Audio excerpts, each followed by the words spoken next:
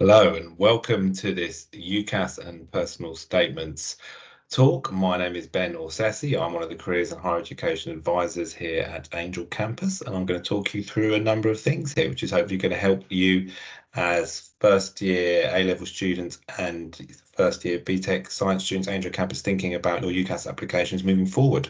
So let me cover what we're going to talk about in this session. We're going to talk about how you register and start your UCAS application, make you aware of the UCAS Hub, which is a process you'll be using in terms of your research, talk to you a bit about the application process and some of the common mistakes that we find when checking forms, make you aware of key deadlines and kind of how the tariffs works in terms of your BTEC predictions or A-level predictions. And then we'll spend quite a bit of time looking at how to structure your personal statement. I know many of you will be keen to get going and doing drafts of this. I'll give you some top tips and I'll show you some real examples from successful A-level and BTEC science students this academic year.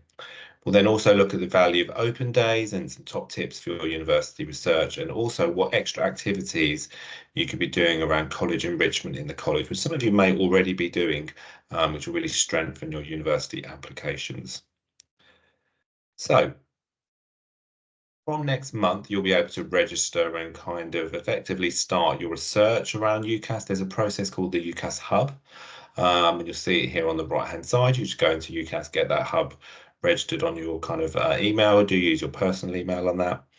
And then you effectively, as it says there, click Start. Okay, and that will be the first process in terms of registering. Now, behind that UCAS Hub function, it will look similar to lots of things you probably have on your smartphones. Lots of tiles and information here. I mean, you can obviously use this via a kind of smartphone or a tablet, PCs and stuff as well, whatever you feel comfortable with. I do see young people when we're still checking UCAS forms using a variety of different functions there and do whatever is kind of most so it's user-friendly for you. So behind that kind of part of the UCAS Hub, you'll be able to research some of your kind of ideas. Do be aware there are over 65,000 different degree options. That's more than the A-level options at the Angel Campus and the BTEC Science options. So you can look wider than just what you're studying. Post-COVID, lots of kind of online platforms emerged. So there's lots of virtual tours and online events. I'm still a fan of using things face to face, but maybe in conjunction with online platforms as well. It will sort of turn your current predicted grades from your BTEC or your A levels into tariff points and show you related courses with that. UniBuddy is a brilliant resource in terms of effectively, like it says, they're being buddied up probably with a student in their first or second year at university where they've been through this process of applying to and research in university. They've got really good insights. So I'd highly recommend that function. And you can start to look at some job profiles in relation to your degree option. Do be aware there's not always a straight line between kind of degree and what you might do as a graduate job. That might sound a bit strange coming from a careers consultant, but 80% of graduate jobs in the UK, so jobs being required a degree, are not subject specific. So sometimes it is about looking about where your interest is. And I do find myself saying that a lot to students almost every day at college. So you'll be able to do that from next month. And that will be for the 2025 entry, which is effectively what you're doing in the second year on your A-levels or second year of your BTEC course. Okay, so you can get started on the UCAS form with the UCAS Hub, but you can't effectively we shouldn't really start filling out your form. Okay, the reason for that is because you link to us here at Candy with a buzzword. Okay, and a buzzword is a special, unique kind of word that's kind of unique to the college, and this allows us in the college here to effectively manage and see what's happening with your application, and also really importantly enables your tutor to be able to add your UCAS reference, and it also enables them to check your UCAS form. So I do find quite a lot of students who are just very keen to get started. They think it's going to help their application. And you can start a UCAS application after the hub and start filling out details, but it just means we can't see the form, okay? And it's quite easy to do in case you have done this and kind of gone off the tracks a little bit early with it. You just come to us to see us in the careers room. I'll explain to you later in the talk where we are in the college, and we can link you quite easy, but it's kind of really unnecessary admin for us, really. So just hold fire. If you're feeling that you're filling out information on the form, you've gone too far, unless you've added a buzzword, because you won't be given this until the start of the academic year in September. And when you are given that buzzword, like it says on the right-hand side, it says you're applying from the school or college or centre, you'll add your buzzword, and then immediately it'll give you a drop-down of your tutor's name. We'll make sure your tutor's name is on there, and you'll be able to add your reference, and that effectively means that advisors like myself in the college can see your form and your tutor can see your form, and those are the two people really who effectively need to see your form, because your tutor checks it, and us as careers advisors in the college check every UCAS form before it's sent off. So that will all come clear once you kind of start the academic year. And if you haven't entered the buzzword, just come and speak to us later in the academic year. Okay. So a lot of the UCAS form, okay, and unfortunately this is part of life, I'm afraid. As you get a bit older, it's a lot of form filling, okay? So you'll see there's tiles on the right-hand side. You can't see them quite as clearly, but a lot of it is form filling, okay? So you're filling out things like your personal details, your education, your nationality, your statement, which we'll come on to in a minute. The reference, although you won't be able to see it, but when you come for checking of your form, advisors like myself will allow you to look over it and see whether there's any errors. And obviously many of you may be international students who've just come to the country over the last couple of years. So the UCAS form is a standardised kind of application form. So we're all experienced in the college of checking forms and making sure all the details of your application, or whether maybe you're not a UK national, or maybe you've got you know, a different passport and things like that. So we can make sure that the universities will be able to assess you as the right kind of, whether you're home or an international student. Okay. But a lot of it, I find the errors, which I think comes on the next couple of slides, around the education part. Okay. But that will all become quite clear. It's one of those things, I can keep talking and talking and talking about it, but until you get behind the application, and again, don't worry if you feel things out wrong on that, by the way, because as I said, a form is checked by your tutor and by us. So whatever you add on the UCAS form, it isn't kind of set in stone. It can be changed, especially at final checking with advisors like myself. So some of the common errors and mistakes we find, you know, you haven't used the buzzword, which we said. When you're entering the finance information, you must have the second code. Most of you probably haven't got £9,300 odd to cover university. On the education section, make sure you're using the heading called City and Assistant College Angel Campus. So that's for all of you as A-level or BTEC science students. And you must capitalize your name in terms of maybe like the first initial of the first and the surname and the middle name. It looks really bad grammar if you haven't done that. I mean, you'll find if you have your form checked by myself and other advisors, we're real stickler for details. If something looks wrong, it just looks a bit lazy. It looks like you've kind of filled out your UCAS form on your phone very, very quickly. Okay. You must add all your GCSE grades 9 to 1. So any grade you have, or any BTEC qualifications you've achieved, must be added under your school heading. Okay, you can't pick and choose the the GCSE grades you want. If you've got a 2 or 3 in something, you can't decide to take that off. I mean, moving forward in life, you can. I'm not encouraging you to lie on your CV, but you can be a bit more creative in filling out, you know, qualification information on CVs moving forward. But the UCAS form is one application where you must self-certificate everything. And we'll be making sure, I know when I'm checking UCAS forms, I'm often cross-referencing from the UCAS application to ProMonitor to making sure that's on there. Okay, and we'll come on to grades and things like that in a moment as well, moving forward. Okay. So some other common mistakes with A-level students, you must add your qualifications for A-level as pending. I think the heading is actually called GCE Advanced Level. You don't add your predicted grade, your tutor does, or we do in the careers room.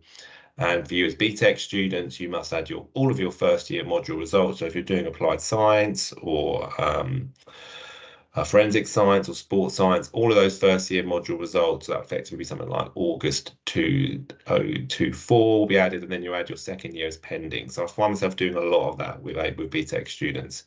Really, your tutor should be giving you a very clear sort of grid to follow on that. This is not kind of a national thing, but within the college, we stipulate you add August as all your completion dates, so 08. So all GCSEs, all BTEC, A-level pending should add 08. As I said, your tutor should be checking your application and your statement and adding the reference and predicted grades. Again, we will be checking and overseeing that in the careers room before your form is sent off. So you must come and speak to an advisor like myself. And there's a drop-in service pretty much all the way through from kind of November through to January, lots of ways, so you don't need an appointment. And often a big common error is you don't have a good range and balance of subjects. Okay, we have a college-wide kind of rule really that everyone should have at least one choice below their prediction. So if you've been predicted 3 Bs at A level, you must have a BBC choice and below. Or if you've got 3 distinctions at BTEC, you must have a DDM on there as well. Okay, so we'll make sure that your choices are balanced, and the trick of UCAS is to make sure it looks realistic for you to get offers. Now, you can be positive and aspirational. I've been doing this job for a number of years, and my other colleagues in careers have as well. So we can see quite clearly when something is too ambitious or a little bit, I like to use the word kamikaze, okay? And also sometimes I see students that are playing it too safe. Yeah, so say you've been predicted, I don't know, let's say at BTEC, you've been predicted 3 distinctions or distinction, star distinction, and most of your choices around DMM, okay, or MMM. There's nothing wrong with that. That's a uni where you really want to go to, but you know, we want to encourage you to be positive and aspirational as well. So I kind of do find that as well with students, okay. But obviously, we're not going to tell you what to do with that, but really, what your form won't be sent off to UCAS unless you have at least one choice below. Sometimes 2 is the sort of sensible approach within that, and sometimes you can certainly have one choice above your predictions within reason, depending on where you're applying to and whether you meet most of the entry requirements or whether you're just below on a prediction. Okay, so if a choice wanted, so to say A level, 2 A's and a B, and you had an ABB prediction, that's not out of the realm of reality to have that as that kind of choice on there. And similar with BTEC, if a choice wants 3 Ds and you've got DDM prediction, that's not out of the realm of reality for picking that, but not all of the choices. It's quite a difficult slide to understand this, only really once you get involved in the UCAS research. In a simplistic sense, most universities, some of them still use certainly grades, so for A levels, and some use points. So really kind of, I think about kind of 104 points downwards, you might find some unis use points as opposed to your BTEC MMM prediction or 3Cs. Until you start getting deep into UCAS, this won't make a lot of sense. But really, if your predicted grades, I would imagine, are kind of 120 points upwards. So around DDM or 3Bs at A-level, unis generally tend to use like the A-level grade or the BTEC grade there as well. Okay, and certainly if your predicted grades are a bit lower, so if they're kind of MME downwards, really that's when you'd be looking at foundation choices, which is really called an extra year at university, can be called extended courses or year 0. It's quite complicated jargon to understand. There's nothing to do with Art Foundation, by the way. That's a separate application if you are thinking of those applications. Again, if unsure, speak to your tutor, but really come and speak to us in the careers room. I would say I could answer that for you very quickly in a drop-in, show you some examples. So deadlines, students are always very keen to know this. Unless you're applying for a course like at Oxford or Cambridge, that's the terminology for Oxbridge, medicine, veterinary or dentistry, they have a national UCAS deadline of mid-October. I think it's the 15th, so you have to have your form submitted around late September. There's only a very small percentage of students that do that, but if you are with that, you need to be getting started with your application, really making an appointment with a careers advisor for a longer session to talk through your application. Now, the national UCAS deadline, which is the real deadline, is the 29th of January 2025. Now, we in the careers room this year, I think we handled over 850 UCAS forms, which is A-level year 13 students, BTEC science students in the second year, and access students at the Angel campus. We have to, you have to have your form checked, like I said previously, by an advisor like me. So we get really busy in January, students working way close to the deadline, and really sensible students submit their UCAS application around that middle deadline. Okay, so pre-half term, I would say end of October is quite early, but fine if you've done lots of kind of considered research, online research, open days. I suppose the ideal student would submit it around November, December, if you've started to research things really from now onwards, really. So that, I would argue, is the deadline. And it also enables us to spread out the number of students we're seeing, yeah? So as a careers team, I think we'd far prefer not to be seeing, like, say, 700 students in January rather than 200 odd beforehand. Okay, so you'll probably get more time with an advisor like myself talking through your application if you're speaking to us in November, December. Okay, so there won't be, we used to have in the college enforced kind of deadlines, which were a bit of a kind of just an encouragement for you to get the form sent off. So we used to have something like an end of November deadline, which was never real, but it really does help because helps us manage your application. Actually, for you as students, and it's a commonly well-known fact across the sector, universities like an early application, and universities start to give offers as soon as they receive your applications. There's only universities, possibly like LSE, that sit on the applications and wait to give out applications and offers until February onwards. So if you apply early, you'll find that you will start to get offers, and if your friends are doing that, that can often encourage you to apply. Okay, so I would work towards really November, December, unless you're making an early application. But you know, I do meet students sometimes who are, for example, good example is someone applying for a BTEC or A-level student applying for pharmacy, they haven't done any work experience, they want to do that over October half term, and are still working on their form in December. And you know, early January could be a more measured way to be doing it, which is still absolutely fine. If in doubt, come and speak to us. Now, one of the best things you could do as a student with fellow friends or with a parent, guardian, or carer is go to open days. From April, so now, effectively now, there are lots of university open days which are targeting you as first year A-level and first year BTEC students. Okay. So, you know, if you really want to go to University of Leeds and you found it's fantastic, or you had a recommendation from someone, you must visit him. Okay, you'll get more out of a visit than you will from my point of view, any online thing that you'll do. The online stuff might give you the encouragement to go and visit it, but you know, the open day will really give you a feeling of whether it's like a city university, which could be like a bit like City and Islington College, split sites over the different parts of a central city.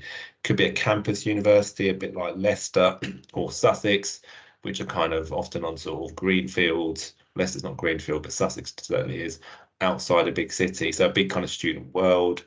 But you know, you will find, and I find this a lot, sometimes students will take advice from teachers or parents, but do be aware that if they went to University of Leeds or Southampton or Middlesex or Westminster, that could be a number of years ago, it could be 10, 20 plus years ago.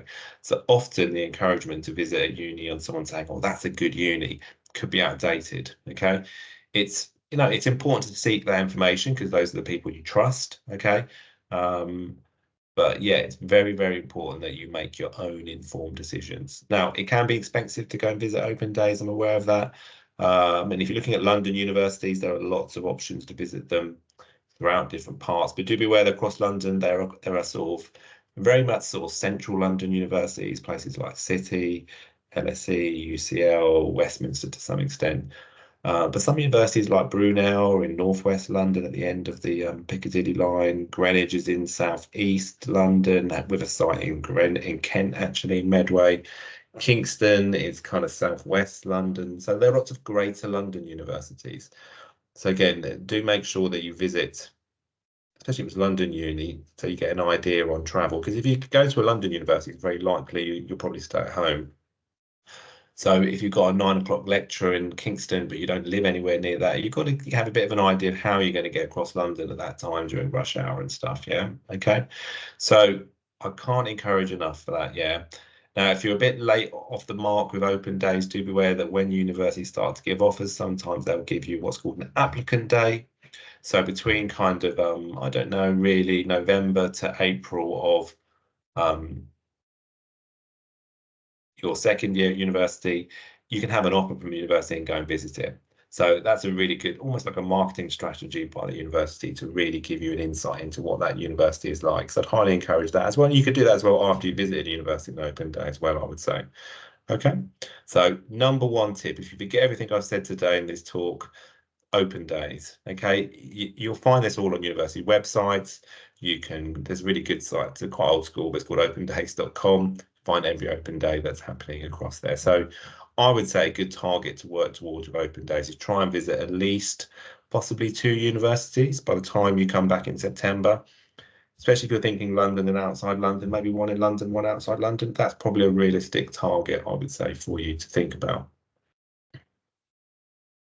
Okay, let's move forward. So on to personal statements now. So these will actually be changing in the next UCAS cycle. I think there's kind of quite strong moves in 2026 for a different statement. So if you end up taking a gap year or changing your mind and not going to uni, you may have a different slightly approach of statements.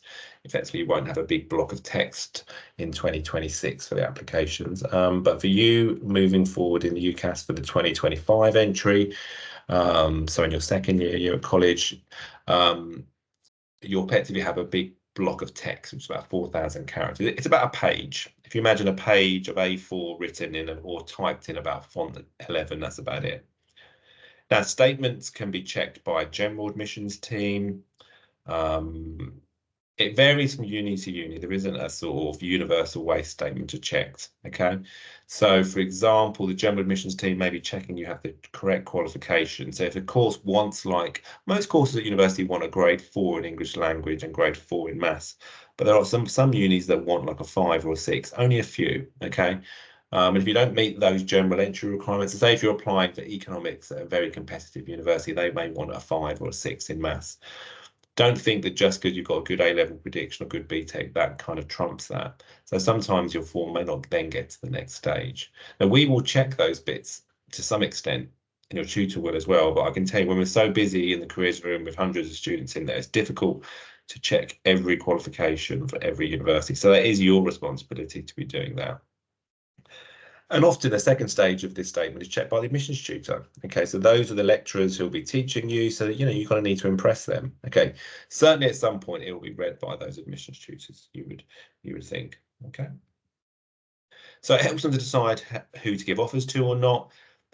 It says here which candidates to interview. Only a very small number of courses interview, so don't worry about that. Okay, if you're applying for what I would call a vocational course, so a vocational course is, easy way to explain that, is a course that's gonna almost does have that direct career line to a job. So if you're applying for a medicine, you know, you want to become a doctor, you want to apply for pharmacy, pharmacist, applying for paramedic science, paramedic, applying for a course of architecture, there may be a portfolio element. So the vast majority of courses don't interview, okay, so don't worry about that. But in that respect, the statement is your chance to impress.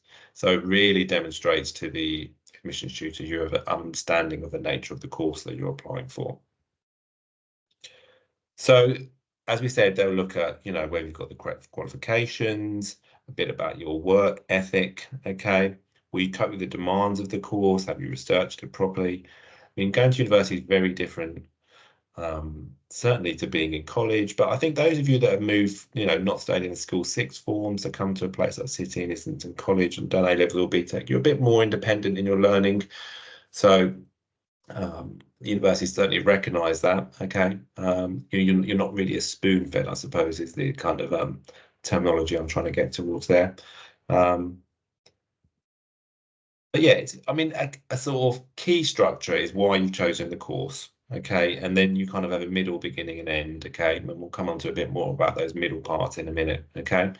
The middle part should really demonstrate you an understanding of what you're applying for, the course to some extent, and also a showcasing of your wider skills. So this would come from your skills, reading, work experience, shadowing. It doesn't all have to be about the course, okay? So if you're applying for an English degree or paramedic science degree, it doesn't all have to be about that, okay? You could be showing your wider skills from your job that shows that you can have good time management, good organisational skills, can take on responsibility, for example, okay? Only some of the very academic courses, so I'm talking a small percentage of you that might be looking at Oxford or Cambridge or LSE, UCL, they might have an 80%, 20% split on kind of academic kind of interest in that course. I mean, I haven't got this on the slides, but more like 60-40 is a kind of good way of looking at it. So 60% on kind of course kind of information, 40% on other things. Now, I get asked a lot about what if you want to apply for a multitude of different degrees. Now, on your UCAS form, there's 5 choices that you can pick. Okay, there needs to be some sort of commonality between your choices. So they don't all have to say 5 law, or psychology, or business management. Okay, if you're applying for business management, you can have a variety of business management economics type courses. I mean, there is a process in UCAS. It's a slight sort of trick of the trade I'm giving you here. You can apply outside or send a statement outside of UCAS. Okay, that's only really dependent on the individual university, really. That's not standard advice, really.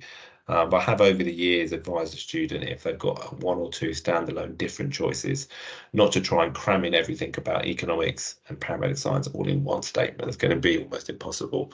With something like that, it's best to speak to a careers advisor like myself to make an appointment because, your statement, your UCAS form is seen, well, your statement is seen, but they don't know your other choices. Okay, so if you're applying to Leeds for history, they can't see your other choices, but they are presuming you're applying for history type courses at somewhere else. Okay, and again, if you're applying for, again, a vocational course, again, I see lots of BTEC students picking things like radiography.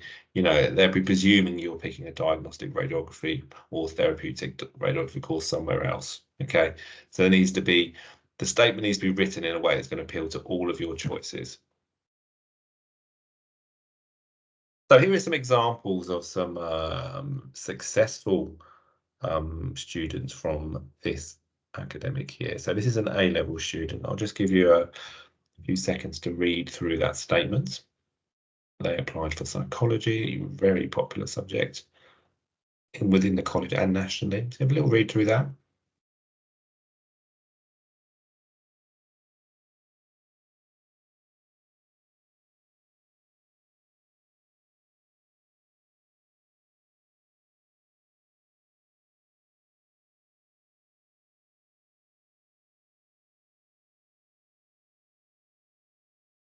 Now, this is an excellent person, an excellent kind of approach to a statement. Yeah, it's really showing an admissions tutor that this student has an interest in psychology. They're talking about the EPQ, which is an extended project qualification. So that's, I'm not sure if this is offered for BTEC, but it is for A-level students. Really allows you to sort of do some wider reading, a bit like what studying at university is like. But it's really showing the admissions tutor that they've really thought about it. Okay. They're talking about some of the skills there, which is interesting. I would hope in the next part of the statement they'd give some more examples of that. But it really does demonstrate to the admissions tutor that this person would be great to sort of teach, I think, in lots of ways.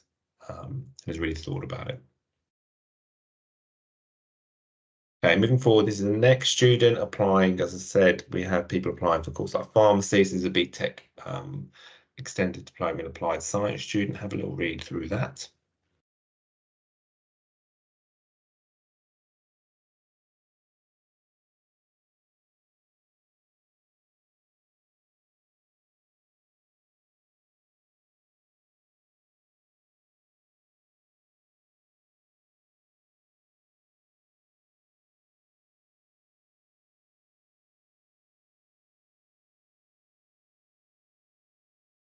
Again, I really like with this applicant, they sort of set the scene really well. They give it an example of a recent experiment.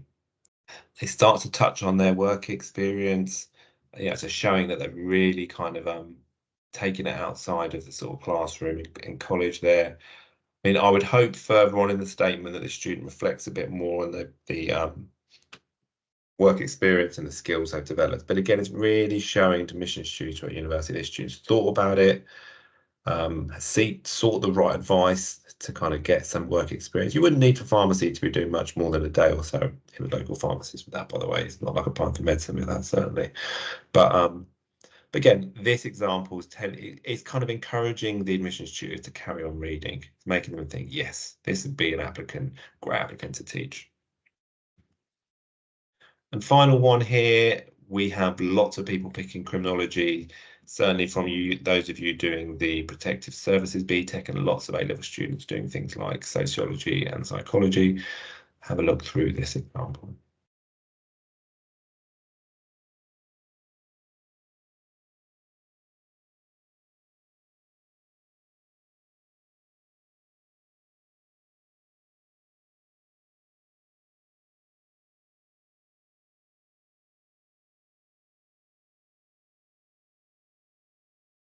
So again, this example, they've looked at referenced in terms of something they've studied in their current BTEC. You know, it's sparked that interest moving forward. Again, done with some work experience. You wouldn't really need this for criminology, by the way. Don't be too worried about that. I mean, it's just showing, again, a real interest in, you know, if I'm the criminology admissions tutor, there are 60,000 plus courses someone could pick. So this is demonstrating to me that as an admissions tutor, wow, this one's really thought about it. They'd be great to teach as well.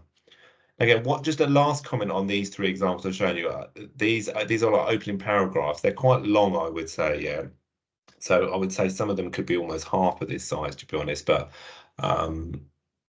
they are kind of excellent examples of really setting the scene.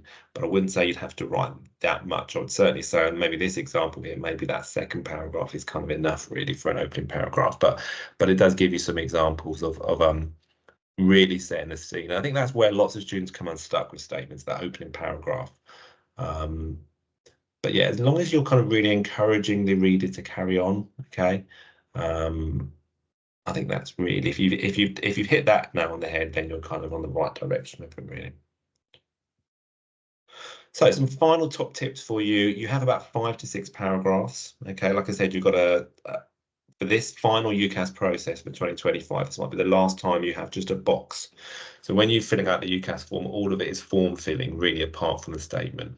And often students do this in Word first, and I would highly recommend that. And they can often be a bit of juggling when you're cutting and pasting over from Word.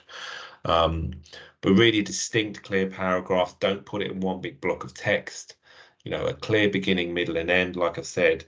Be analytical and reflective and use evidence. So if you're talking about work experience, don't just say, I've done this and I've done that. You need to say, I've done this and this, what I've developed is this. So you need to be able to reflect on that and don't just be descriptive. So it's quite an art there in terms of getting a good balance between saying what you did, but also the really good bits and the bit that you've developed from it. If you're applying for a vocational course, like I said earlier, medicine, nursing, teaching, paramedic science, radiography, any of those, you do need to describe and reflect for some previous work experience. Again, if you're unsure how to find work experience for your A-level or BTEC students, I mean, we can signpost you a little bit in college. There are work experience coordinators in college, placement advisors that can help you with that. And just the last thing to say on statements as well, I'm not sure how many more slides I have on this, but, you know, there's lots of talk about how much of these are ever read. Okay, I sometimes attend university and teachers advisors days at universities across the country.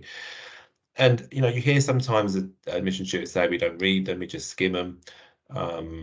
Now, we don't know what will happen at your university that you're picking, or maybe the one that you're really keen to go to. So you always give your statement 100% effort. And what I would think about, I look at it when I'm really busy with UCAS applications and sending forms off in sort of, you know, January. If I sit with an applicant and they tell me, yeah, my tutor's read it, I'll kind of skim the reference, that's the statement, sorry, and I'll kind of look at it maybe in 20, 30 seconds. And that can be sometimes how a statement is read, a bit like if we were doing a workshop or a talk here on CVs, that's how CVs can be looked at.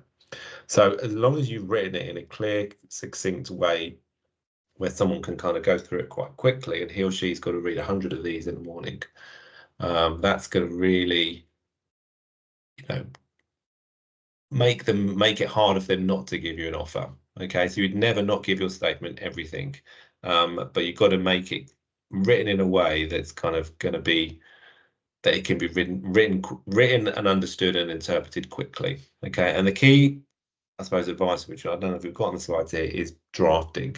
You won't just write one personal statement and that be done. It is a kind of refining process that takes time. And over the years, I've worked with some very academic students applying for very competitive university courses, and you can be looking at sometimes 7, 8, 9, 10 drafts. It sounds intimidating, but, you know, by the time you're getting to draft 7, 8, 9, you're just changing the odd word, the odd sentence. You may find when you think you've done 47 lines on the Word document, copy and paste it over into UCAS, it doesn't fit. I can see that a lot where you have to then take off a line or so, okay? But again, your tutor's your point of reference for this. We will have in the careers room personal statement workshops.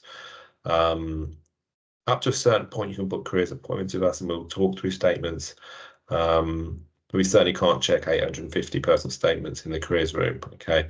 But again, if you do your UCAS form earlier and have an appointment in September, sometimes I have a student who will say, I want to talk to you about my statement. That's fine as well. Okay, so again, really encouragement to get your form done early. And last things on this to say, like I said, be honest, spelling and grammar, that's obvious. And do be aware that statements are kind of now, they're fed through a system, okay? So they're fed through like a heat map. And they can find out if you've kind of lifted sentences from previous UCAS, maybe like a sibling or a cousin, or if you found something online. Okay, I've had a couple of incidents in the college where unfortunately a student had they were applying for a nursing course and they just became unaware of notes that were their own or things they'd lifted off sites online, and the heat map can detect whether that's been written by someone else. Okay, so like it's got on that picture on the right hand side, pencil, pen, typing, whatever, it needs to be your own words. Okay, and I said there's a support network in college to help you with that. But sometimes I find students get absolutely obsessed with the statement, and it is important, okay? But when I'm going through a process of seeing 50+ students in a very busy morning, I'm actually focusing more on your university choices rather than your statement, okay? Because I know if your statement is fairly well written and has a good structure, they're going to be looking more closely sometimes at your predictions. So don't just spend, 90% of your time on the statement and then just throwing in your 5 choices for the 10% of your research. And the research you do around the personal statement will really link into why you're picking a choice, really, I think. Okay. So bits on entry requirements here before we come to an end here today. Do check the exact entry requirements. Again, I said earlier, some students that will be saying, oh, I kind of need a 5 in my GCSE maths, but I don't have it. Okay. If a university asks for that, it's normally that they're not going to accept a form unless you're doing a resit of that. Okay. It can be fine to be a few grades below on the kind of prediction. So again, if a course, as I said earlier, wants DDD prediction and you've got DDM, it could be fine to pick 1 or 2 of those. But again, if in doubt, come and speak to us. Again, certainly, if you're on an A-level student applying, say, for a course that wants A-star AA, if you don't have an A-star prediction, it's normally a wasted application. So again, if you're applying, again, small numbers of you looking at Oxford, Cambridge, UCL, if you don't meet the exact entry requirements for those courses, doesn't matter how good your statement is. Okay, some of those courses at those institutions could be getting, for every place they give, up to 14 applicants. Okay, again, that's a very broad figure, but so again, if in doubt, come and speak to us. But it is your responsibility and your tutors to be checking that. But I know from the years I've done this job, I can tell pretty quickly when I look at UCAS form if they're picking choices which are unlikely to be in correlation with their grades. Many universities have quite standardized entry requirements. Okay, sometimes you have to dig deep on university sites for that. But if in doubt, come and speak to us. And sometimes I'm set with students who will say, no, I kind of want to pick that uni. And then I'll say, well, okay, let's call the university. And the university will often say, well, it'll be a no. Okay, so if in doubt, come and speak to us. Now, hopefully some of you, this is the last part of today's session, really about how you can strengthen your application. Myself and the other colleagues in the Angel campus, we work on a number of enrichment programs. I mean, I lead on the Lloyd's Junior Scholars Program and Career Ready and Curve Media. All of these programs, if you're doing any of these, I mean, they're really for year 12 or first year BTEC students. I know with legal action, you can join that in your second year, whether you're an A-level or BTEC student. These will strengthen your applications. Okay, so if you're doing these already, brilliant. If you haven't done any of these already, and we'll be advertising them again in the Freshers' Fair in this early September, but again, often they are for first year students. So again, if you're doing these are really kind of ways that you can sell yourself on your personal statement. Okay, so again, if you're career ready, lots of my students will be going on summer internships this year. So that's really showing your kind of understanding of the world of work, professional skills, and the fact that you're doing that in your summer holidays says a lot to a university. Okay, so look out for those, and again, express your experiences with them if you haven't done them. So we work with a number of different employers. Over the years I've worked in the college, we have lots of opportunities. These are often advertised in our Get Ahead news bulletin. So do look through these. There are kind of ways, again, that can strengthen your applications for university. and apprenticeships moving forward. Again, that's a different talk, really, talking about apprenticeships. But yeah, employers want to work with City and Islington College students.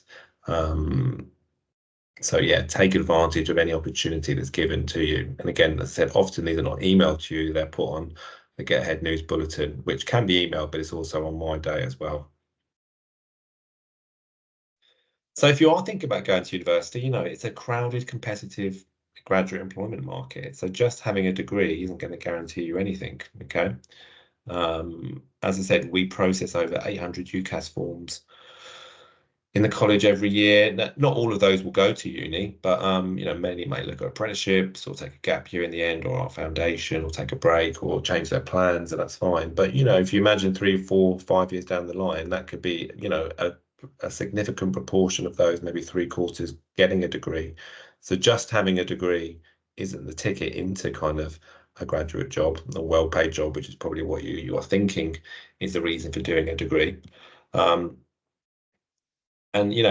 target jobs here, which is what you would certainly, if you end up speaking to careers consultants or advisors or placement officers in universities, will work closely with organizations here to really develop your skills. So this is really what graduate employers are looking for. And hopefully my purpose of putting this here as a slide, many of you are probably already doing these things, okay? And again, showcasing that on your personal statements, or making sure your tutor talks about that in your reference, is really giving you an angle into getting kind of offers from those competitive courses, okay? And some of these are things that you're going to develop in time over, you're only 17, 18, also 16, 17, 18, most of you. So, but those are the things. And again, like I say, you don't always have to talk about on your statement your exactly around the course. You could be showcasing your team working skills, leadership skills, working under pressure through things you do outside of college, or responsibilities that you may have at home. Okay. So some final top tips moving forward.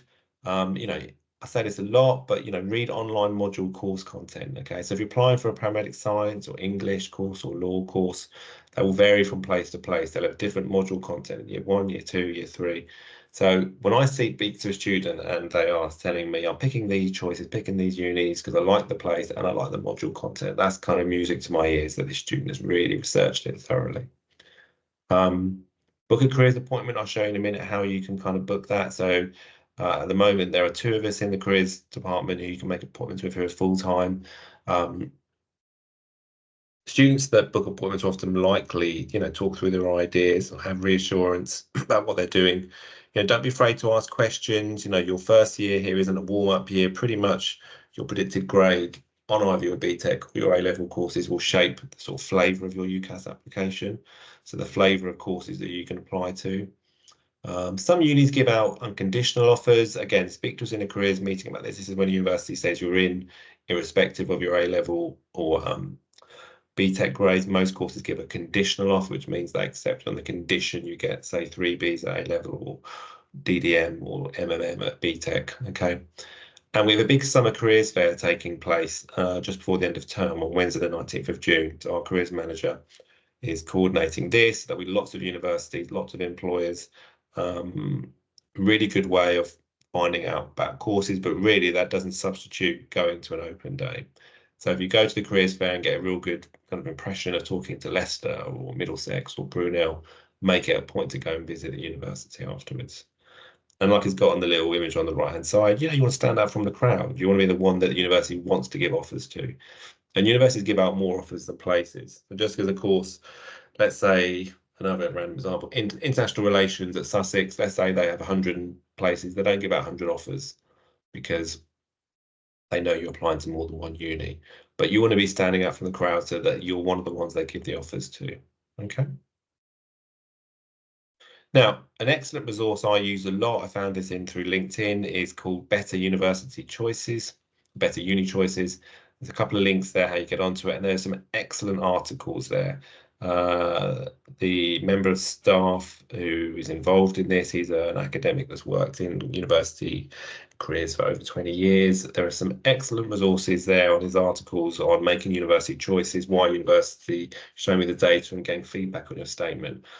I read some of these recently in preparation for this talk, and he was really talking from the same kind of angle that I do around my advice to students. So I'd really recommend that as a resource to use. It will really sometimes give you the reinforcement and the encouragement that what you're doing is right. And that can often be half of the issue with applying to university. Am I doing the right thing? Is this the right course? Because it's a big decision. It's the biggest decision you'll have made in your life at this point, I would say. It's a big decision to leave maybe a school sixth form and come to City Islington College, but college is free. Going to university, obviously there's tuition fees and things, so it's a bigger decision. It's the most responsible decision you'll probably have had to make, and your parents and guardians and carers are there to help you, but it is really your decision, really. Okay, so again, that's a good resource for you and your family to use, I would say.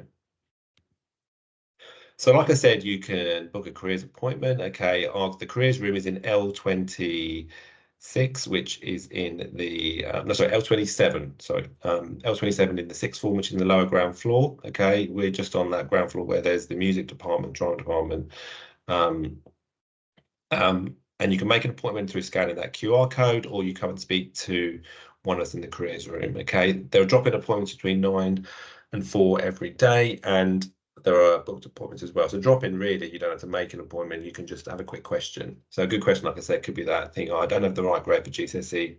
Could I pick it? Okay, but sometimes you might want to have a really extensive exploring, a kind of evaluating your ideas. And we're not going to tell you what to do. We're not going to give you that this isn't, certainly a careers advisor is there to give impartial advice, which means effectively we're not leading you down a particular pathway. But, students that come back for repeat drop-in or repeat booked appointments are often the ones that often have a very straightforward UCAS application form and UCAS experience. Okay. And here we are as an Angel Careers team. That's me on the right there as one of the advisors. There are booked appointments with a female advisor called Sarah Green as well, as a very experienced member of staff. Stefania is our careers manager. She can give obviously careers advice, but she's not there for appointments because she's busy with lots of other things across college as well. Is also able to drop in if need be. And Elizabeth is our other careers advisor who should be back later in the year. And yeah. Okay, now if you have any questions or things you want to ask us, okay, those are our kind of emails and contact information. But yeah, come and speak to us. Hope you found that useful session. Just get started with your research. As I said, any question isn't a bad question. The more things you ask, the more you'll feel kind of reinforced around your ideas. And we're here to help. We're all friendly members of staff, all very approachable. And yeah, and that's it. Okay, thanks for listening. I hope to see you soon. Bye.